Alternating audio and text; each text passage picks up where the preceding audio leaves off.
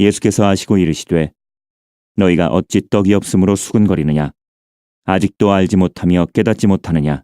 너희 마음이 둔하냐? 너희가 눈이 있어도 보지 못하며 귀가 있어도 듣지 못하느냐? 또 기억하지 못하느냐? 내가 떡 5개를 5,000명에게 떼어줄 때에 조각 몇 바구니를 거두었더냐? 이르되 12리니이다. 또 7개를 4,000명에게 떼어줄 때에 조각 몇 광주리를 거두었더냐? 이르되 7이니이다. 이르시되 아직도 깨닫지 못하느냐 하시니라. 우리 모두가 오늘 이 시간 축복받는 시간 되기를 원해요.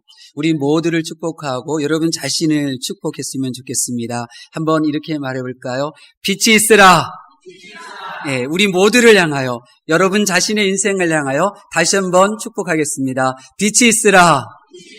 네, 하나님께서 이 세상을 향하여 빛이 있으라 말씀하실 때에 이 세상은 하나님이 주시는 복으로 충만했어요. 빛이 임하니 절망이라고 하는 흑암과 뭘 할 줄도 모르는 이 혼돈이 사라지게 되었습니다. 이번 한 주간 동안도 하나님께서 우리에게 주시는 그 빛 가운데에서 여러분이 가야 할 그 길을 비춤을 받는 그 은혜의 삶을 사실 수 있기를 예수님의 이름으로 축원합니다. 우리는 사순절이라고 하는 시간을 지금 보내고 있습니다. 청년하고 저녁을 먹는데 목사님 사순절이 뭐예요? 묻더라고요. 그래서 사순절은 이 부활주의를 앞둔 6번 주일을 뺀 나머지 40일 기간을 말하는 거고 주님이 십자가의 길을 가신 거를 이제 우리가 생각하고 동참하는 거죠. 이렇게 설명을 했어요. 그런데 이제 그렇게 식사하고 헤어졌는데 가만히 이제 이렇게 생각해 보니까 그거는 내가 배운 지식의 답변이었고 내가 사순절을 어떻게 보내는지에 대한 답변을 들려주지를 못했더라고요. 제가 이해하는 사순절은 예수님께서 걸어가신 그 십자가의 길을 내가 따라 걷는 시간이었어요. 제게는 사순절이 그거예요. 사순절은 예수님께서 날 위하여 지고 가셨던 그 십자가의 그 무게감을 내가 한번 느껴보려고 하는 거예요. 이게 사순절. 사순절은 예수님께서 찢으신 그 몸을 보고 과연 누가 날 위하여 이토록 사랑으로 움직인 사람이 있었는지 보고 사랑 중에 최고의 사랑이신 그 예수님의 그 사랑 안에서 비록 이 세상에서 경험하였던 모든 사랑의 결핍들을 해결하고 치유하는 시간인 거예요. 그렇기 때문에 이 사순절의 기간은 온 성도들은 그 사랑받음, 날 향한 그 예수님의 사랑에 견딜 수 없고 몸부림치며 감격하는 그런 시간들을 보내셔야 돼요. 그렇지 않다면 우리는 종교인일 뿐이에요. 예수님을 경험하지 못하고 예수님과 동행하지 못하는 그냥 종교인에 불과할 뿐입니다. 십자가 아래에 우리가 머물 수만 있다면 날 사랑하여 십자가에 못 박혀 달려있는 그분 아래 내가 한순간 1초라도 머무르고 있었다면 우리는 그 사랑으로 충분한 거예요. 그 사랑으로 우리는 이 세상을 넉넉히 이겨나갈 수가 있는 것입니다. 만약 십자가의 길을 걸어가시는 예수님을 따라 걸어본 적도 없다면 십자가의 그 무게감이 지구보다도 무겁다는 것을 고백하지 못한다면 우리는 교회 생활을, 우리는 신앙 생활을, 우리의 인생을 잘못 경영하고 있는 것입니다. 십자가에 달리신 예수님의 그 거친 호흡소리와 십자가에 달리신 주님의 기도소리를 들어야 용서하는 것이 정말 쉬운, 용서할 수 있어서 기뻐하는 그런 성도가 될 수 있어요. 그런 성도를 만나보셨나요? 십자가에 온몸이 찢기신 채 달려 계시는 예수님을 보기만 하면 이 눈에 보이는 세상이 전부이고 이 세상의 것으로 채우려고 하였던 이 안목의 정욕이 비늘이 벗겨져서 이 세상 너머의 하나님의 보좌, 그 은혜의 보좌가 보여지게 되고 그 하나님의 나라를 사모할 수 있게 되는 거예요. 그걸로 충분해요. 그걸로 충분해요. 십자가에 달리신 예수님의 몸에서 떨어지는 그 보혈 한 방울이 땅속에 스며드는 것을 볼 수 있다면 한 영혼이 소중하고 귀하게 되는 거예요. 그렇습니다. 십자가에 달리신 예수님을 만나야 내 인생에 살아가는 방식, 방법, 세상을 바라보는 나의 시각이 완전히 새로워집니다. 십자가의 길을 걸어가시는 예수님을 내가 따라가야지, 따라가야 돼, 이런 마음을 품고 신앙생활을 하여야 나의 비참한 미래를 바꾸시는 그 예수님을 만날 수가 있는 거예요. 저는 믿습니다. 십자가의 길을 우리 모두가 따라 걸어갈 수만 있다면 우리는 그 십자가의 길을 걸어가면서 바뀌어지고 변화되어지고 새로워지는 나를 만나게 될 거예요. 우리 모두가 십자가의 길, 그 길 끝까지 걸어가고자 한다면 그 십자가가 세워진 그곳에서 나의 비참한 인생의 미래를 바꾸시는 그 주님을 만날 수 있어요. 사망을 생명으로, 이 우둔함을 지혜로움으로, 이 연약함을 강함으로 바꿔주시는, 그 가난함을 풍요함으로, 풍성함으로 바꿔주시는 그 능력의 예수님을 우리는 반드시 만나게 될 줄로 믿습니다. 북악기로 부름받은 성도 여러분, 이번 사순절 기간 오늘이 벌써 세 번째 주일이에요. 십자가의 그 길을, 주님이 걸어가신 그 십자가의 발자취를 따라서 우리가 이번 한 주간도 걸어가십시오.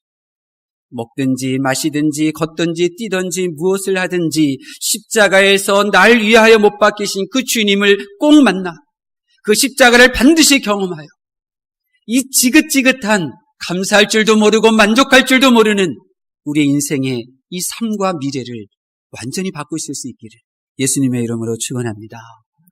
오늘 본문은 우리의 인생의 미래를, 우리 인생의 존재 자체까지도 다 바꾸시는 그 예수님의 이야기예요.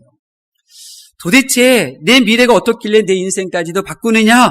그 질문에 많은 답변들을 할 수가 있는데 오늘 본문은 그 중에 하나예요. 먼저 오늘 말씀을 보면 반드시 바꿔야 될 내 미래가 무엇인지를 보여주고 계셔요. 천하 없어도 바꿔야 될 나의 미래, 우리의 미래는 어떤 걸까? 네, 우리 말씀 한번 볼까요? 17절 말씀 앞부분만 보도록 하겠습니다. 시작. 아멘. 네, 거기까지요. 예수께서 아시고 이르시되, 아셨다. 예수님께서 아셨다는 거, 이 아셨다는 것이 뭐냐? 그것은 바로 이 칠병이어의 사건, 이 이후의 일들을 이제 말씀하고 계시는 건데요.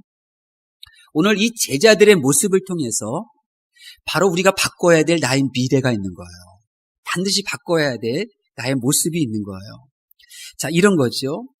예수님이 많은 무리들 앞에서 말씀을 마쳤고 모임이 폐했어요. 그리고 무리들은 이제 집으로 가야만 해요. 근데 집으로 가야만 하는데 그들이 먹을 것이 없다는 것을 예수님께서 아시고 그들에게 먹을 것을 주기를 원하시잖아요. 먹을 것을 주셔요. 집에는 먹을 것이 많지만 근데 그 집에 아직 도착하지 않고 멀리 있잖아요. 그들에게 예수님께서 이제 음식을 구해다가 먹을 것을 주시는 거예요. 떡 7개와 물고기 2마리로 남자만 4,000명을 이제 먹이시는 거죠. 4,000명을 먹이셨어요. 먹고 남은 떡과 물고기는 다 거두니까 7강주리가 되었어요. 근데 이제 이게 놀라운 기적을 경험한 무리들이 예수님을 왕으로 삼으려고 하는 그런 분위기가 있기 때문에 제자들이 서둘러서 무리를 떠나보내고 제자들과 예수님은 서둘러서 급하게 배를 타고 이제 갈릴리 호수를 건너오시는 거예요. 근데 이제 건너오다 보니까 배 안에서 정신 차리고 보니까 7강줄이나 이 조각을 거두었는데 지금 자기들이 가지고 있는 거는 떡 한 덩이밖에 없거든요. 그래서 그들이 수군거리는 거예요. 큰일 났다. 우리가 먹을 것이 지금 떡 한 덩이밖에 없다. 이거 어떻게 해야 되지? 수근수근 되는 거예요. 이런 제자들의 모습을 오늘 말씀에서 17절 앞부분에 예수님께서 아시고 보신 거예요. 그리고는 제자들을 이렇게 평가하셔요. 우리 17절, 18절 다시 한번 보겠습니다. 시작. 예수께서 아시고 이르시되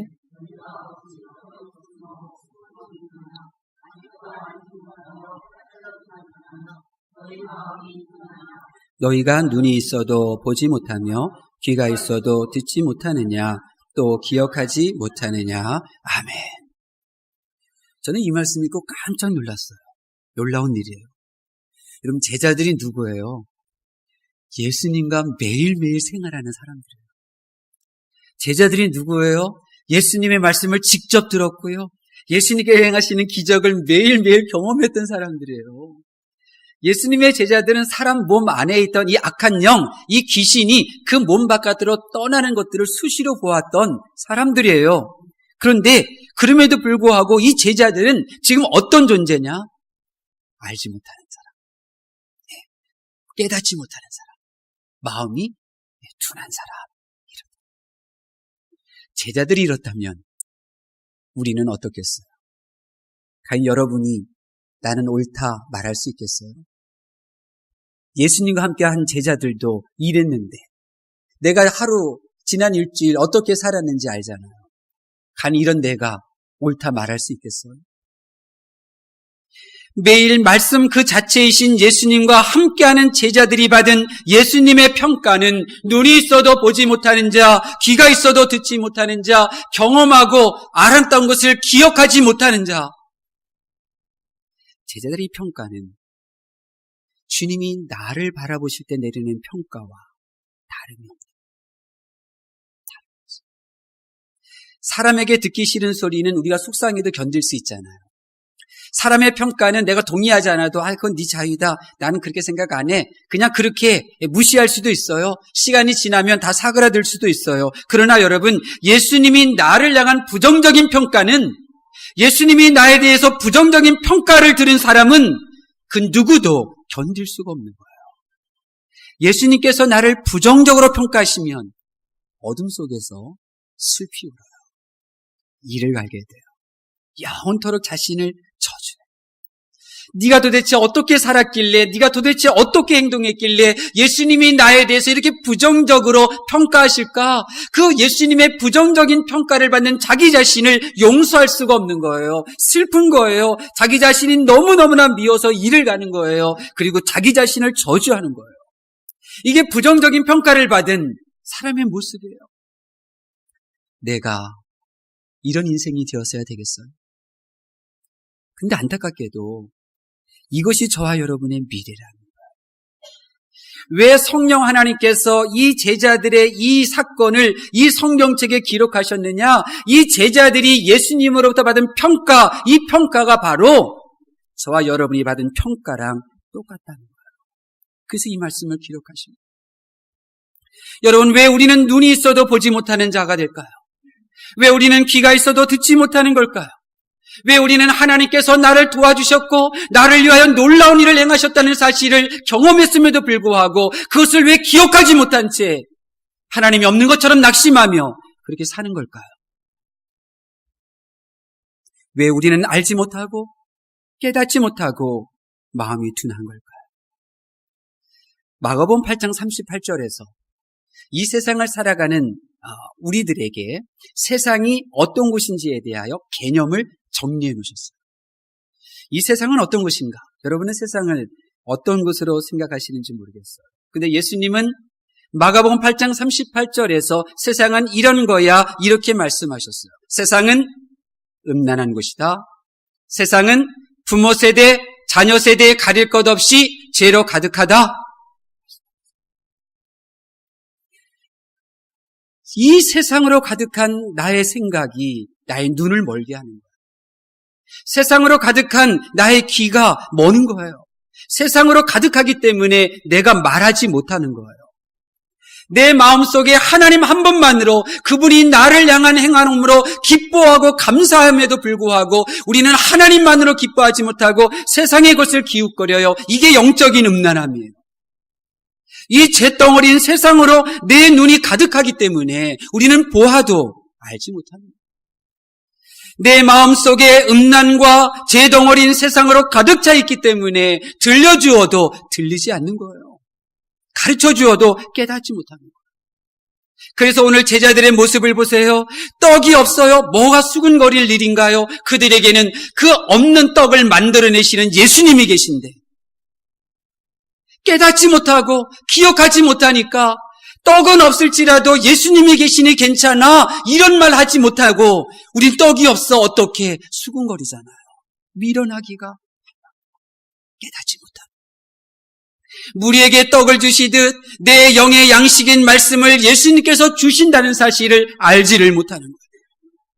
무리가 먹을 것 많은 집으로 가는 길 도중에 그들이 기진하지 않도록 먹을 것을 주신 것처럼, 아버지 하나님의 집은 먹을 것이 많고 생명의 열매가 있지만 그 천국에 가는 그 길에 우리가 천국을 향하여 걸어가다가 지쳐 쓰러지지 아니하도록 나에게 그때그때 필요한 말씀들을, 영의 양식을 예수님께서 공급해 주신다는 사실을 그들은 모르는 거예요. 이렇게 살다가 어떻게 돼요? 마가복음 8장 38절 하반절에 주님이 이렇게 말씀하셔요. 아버지의 영광으로 거룩한 천사들과 함께 올 때에 그 사람을 부끄러워하리라. 여러분, 하나님께서 나에게 보여주신 것이 있는데 보지를 못해요. 하나님께서 나에게 들려주시는 것이 있는데 내가 듣지를 못해요. 하나님께서 나를 위하여 일하신 역사적 사건이 있는데 내가 그것을 기억하고 찬양하지 못해요. 이런 사람은 주님이 영광 가운데 거룩한 천사들과 함께 이 땅에 오실 때에 예수님 앞에서 부끄러움을 주는 사람입니다. 예수님이 부끄럽게 여기는 사람이 됩니다. 예수님이 부끄러워하는 사람은 주님으로부터 버림당합니다. 주님으로부터 외면당합니다. 천국 입구에서 거부당합니다. 여러분, 이것이 우리의 미래였어요. 죽었다 깨어나도 우리는 깨닫고 알고 볼 수가 없어요. 나면서부터 율법을 지켰던 이 부자 청년, 그러나 깨닫지 못하니까 주님을 떠나잖아요. 많은 것을 하나님께서 주셨어요. 형제, 부모 형제의 사랑이 넘치는 부모 형제, 명예, 재물 다 주었지만, 그러나 그것이 하나님이 하신 일인 줄 알지 못하고 기억하지 못했더니 지옥에 떨어져서 손가락 끝에 물 한 방울, 그거를 구하는 비참한 존재로 떨어지잖아요. 아무리 착해도, 아무리 선한 마음을 가지고 있어도 우리는 하나님이 하시는 일을 볼 수도 없고, 하나님이 들려주시는 음성을 들을 수도 없고, 하나님이 나를 위하여 행하신 그 일들을 고백할 수도 없는 거예요. 이게 바로 저와 여러분의 미래인 거예요. 비참한 거예요. 그렇기 때문에 우리의 미래가 달라져야 돼요.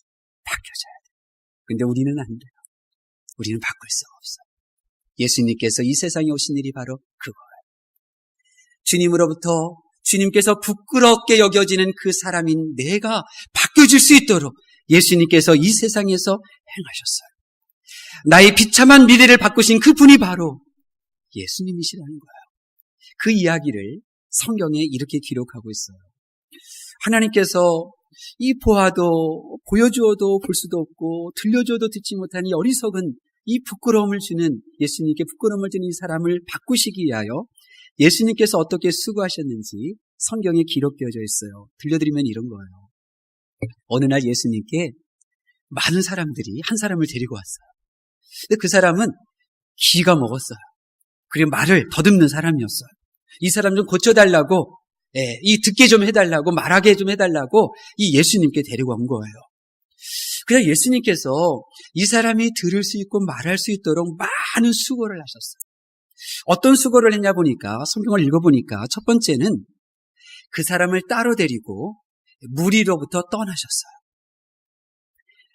이 기 먹고 말 못한 그는 예수님과 함께하는 시간을 가졌던 거예요. 무리를 떠나서 예수님과 함께 걸었던 거예요.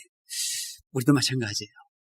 내가 주님께 부끄러움을 주는 존재가 안 되려면 내가 듣고 봐야 되잖아요. 듣고 보려면 어떻게 해야 되느냐? 주님과 함께하는 시간을 가져야 돼요. 주님과 함께하는 시간을 가져야 돼요. 이 말씀이신 예수님과 조용한 시간을 가져야 돼요. 말씀과 함께 나의 생각이 이렇게 한 걸음씩 한 걸음씩 걸으며 대화를 나누는 그 큐티의 시간을 가지셔야 되는 거예요. 두 번째로는 예수님께서요, 그 사람의 양쪽 귀에다가 손가락을 쑥 넣으셨어요. 기가 막혔잖아요. 길이 막힌 거예요. 그런데 예수님은 길이 되시잖아요. 내가 곧 길이요 그러셨잖아요. 길이신 예수님께서 손가락으로 길을 만드시는 그런 행위를 한 거예요. 여러분, 내 귀가 들으려면, 듣는 귀가 되려면 하나님의 말씀을 자주 들으실 수 있기를 바랍니다. 세 번째로 예수님께서요, 이 말할 수 있도록 그 사람에게 어떻게 행하셨느냐면, 뱉으시고, 손바닥에다 뱉으시고, 그리고 그 뱉은 그 손을 그 사람의 혀에 대셨어요. 이 영어는 이제 이렇게 뱉었다, 이제 이렇게 이제 표현을 해서 침을 뱉은 것처럼 이제 표현되지만, 여러분, 예수님의 입 안에는 침이 있고, 또 예수님의 입 안에는 뭐가 있어요? 예, 말씀이 있는 거예요. 말씀이. 그러니까 손가락에다가 뱉었다는 것은 침을 뱉었던 것일 수 있고, 동시에 우리는 말씀을 뱉으신 거예요. 말씀을 손가락에 담으셔서 이 말씀이 그 혀에 닿게 한 거예요. 그래서 혀가 풀려지도록 말씀을 갖다 대신 거예요. 말씀을 갖다 대신 거예요. 우리도 하나님께서 내게 행하신 일을 말하려면 이 하나님의 말씀을 읽으셔야 돼요. 그래 풀려요. 또 하나, 예수님께서 이 사람을 위해서 행하신 일이 뭐냐면 하늘을 우러러보시면서 탄식하셨어요. 탄식이라는 말이 뭐냐면 이 신음소리를 내는 그런 표현이에요. 제가 오늘 잠깐 우리 정태선 원로 목사님 차량을 이용할 필요성이 있었어요. 이제 제 자동차 키는 이제 이미 전달되었기 때문에 내가 이제 그 승용차를 이제 이용을 했는데요. 승용차 이렇게 운전하고 하는데요. 이 엔진 소리가요, 마치 사자가 이렇더라고요. 네, 참 오래된 차 이제 이렇게 끌고 가셔요. 네, 그렇게 신음소리를 내는 거예요. 근데 왜 예수님께서 하늘을 바라보시면서 신음소리를 내셨느냐? 잠언 20장 12절에 이런 말씀이 있어요. 잠언 20장 12절에 듣는 귀와 보는 눈은 다 여호와께서 지으셨느니라. 그러니까 예수님께서는 하늘 아버지 하나님의 은혜를 구하시는 거예요. 그 사람이 들을 수 있는 것, 그 사람이 볼 수 있는 것, 하나님의 은혜로 가능하니 하나님을 바라보시는 거예요. 그리고 마지막으로 에바다, 열려라 말씀하셨어요.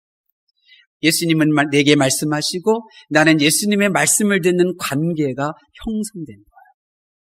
내게 말씀하시는 그 하나님의 그 음성이 내게 닿을 때 내가 변화되어지는 그런 관계로 회복된 거예요. 그랬더니 어떻게 돼요? 이 사람이 들을 수 있게 되고 말할 수 있게 되었어요. 여러분, 그렇습니다. 예수님은 들을 수 있게 하시고 또 볼 수 있게 하시는 능력의 하나님이신 줄로 믿습니다. 그래서 예수님께서는 이 다메섹 대성으로 올라가던 이 사울의 눈을 열어주시잖아요. 눈을 열어주시잖아요. 지금도 마찬가지예요. 저와 여러분이 들을 수 있고 하나님이 하시는 일들을 볼 수 있고 하나님이 내게 행하신 능력을 내가 말로 고백하고 시인할 수 있도록 예수님은 십자가의 길을 가신 거예요. 십자가에 못 박히신 거예요. 그 십자가 아래에서 날 향하여 당하신 주님의 처절한 그 몸을 보는 순간 우리의 눈이 열리는 거예요. 십자가에서 못 박혀 고통 가운데 호흡하기 위하여 하나님 앞에 그렇게 사랑의 기도를 올려드리는 주님의 음성을 들을 때 우리의 귀가 열려지게 되는 거예요. 십자가 아래에서 우리는 내 눈이 열려지게 되고 내 귀가 뚫려지게 되고 내 혀가 풀려지게 되는 거예요. 그래서 하나님의 음성을 듣게 되고 하나님이 하시는 일들을 보게 되고 하나님이 하신 일들에 대하여 이야기할 줄 아는 이러한 새로운 사람으로 거듭나는 부각교로 부름받은 성도 여러분, 하나님께서는 우리 부각교회를 말씀 중심의 교회, 예수님 중심의 교회로 세우셨어요. 왜 그러셨어요? 지금 이 순간에도 예수님은 듣게 하시는 분이기 때문에 그런 거예요. 이 자리에 계시는 예수님께서는 나의 눈을 열어주실 수 있는 분이기 때문에 그런 거예요. 이곳에 계신 예수님께서는 나의 이 묶인 혀를 풀어주실 수 있는 능력이 있으시기에 우리 부각교회를 말씀 중심의 교회 그리고 예수님 중심의 교회로 세우신 거예요. 성경은 우리들에게 알려주고 있습니다. 성령이 교회들에게 하시는 말씀이 있다고. 성령이 교회들에게 하시는 말씀을 들으라고. 그러나 우리의 영적인 귀, 영적인 눈, 영적인 입술이 열려지지 않으면 우리는 성령이 들려주시는 음성을 들을 수도 없고 성령이 하시는 일을 볼 수도 없으며 성령의 그 역사를 세상 사람들에게 말할 수도 없는 것입니다. 누가 성령이 하시는 말씀을 들을 것인가? 영적인 귀가 열려야 합니다. 성령이 하시는 일들을 볼 수 있는 눈이 있어야 합니다. 깨닫는 마음이 있어야 하는 것입니다. 여러분이 그러한 사람이 되라고, 성령이 들려주시는 음성을 보고 하시는 일들을 보고 그리고 그것을 증거하는 자가 되라고 하나님께서는 여러분을 우리 북악교회로 인도하여 주신 줄로 믿습니다. 하나님의 말씀을 경청하는 성도 여러분, 우리의 몸은 단순하지가 않아요. 우리의 몸은요, 이 물질인 육체가 있어요. 그래서 이 귀, 이 시각, 입, 이 말하는 거, 이 구강 구조, 이 귀, 시력 이런 부분들이 망가지면 듣지도 볼 수도 없게 돼요. 또 우리 몸은요, 감정체가 있어요. 감정의 몸이 있어요. 이 감정체가 망가지게 되면 상대방이 아무리 말해도 듣지 않아요. 아무리 도와주려고 해도 도움받지를 않아요. 이 감정체가 망가지게 되면 볼 수도 없고 들을 수도 없는 거예요. 또 사람의 몸은 정신체가 있어요. 이 멘탈체가 있어요. 그래서 생각이 있단 말이에요. 그래서 편견이 있으면, 내 안에 편견이 있으면 들을 수도 볼 수도 깨달을 수도 없어요. 눈앞에 보여주는데도 이 정신체가 망가져 있으면 안 보인다니까요. 마지막으로 영체가 있어요. 영의 몸이 있어요. 영이신 하나님께서 하나님의 형상대로 지은 영의 체가 있어요. 영의 몸이 있어요. 그 영의 몸으로 우리는 하나님, 영이신 하나님께서 들려주신 음성을 들을 수 있는 거예요. 우리는 이 영체가 있기 때문에, 하나님의 형상대로 지음받은 영의 모습이 있기 때문에 하나님이 하신 일들을 말할 수가 있게 되는 거예요. 근데 죄는 우리의 몸을 망가뜨려요. 죄는 우리 몸을 망가뜨려요. 어떤 사고, 어떤 어떤 음식이라든지 또 어떤 환경, 이런 것들로 인해서 우리 몸을 망가뜨려요. 나면서부터 망가뜨리거나 아니면 세월이 가면서 점점 우리의 몸을 망가뜨려줘. 약하게 만들어요. 그리고 죄는 우리의 감정체를 이 혼란스럽게 만들어요.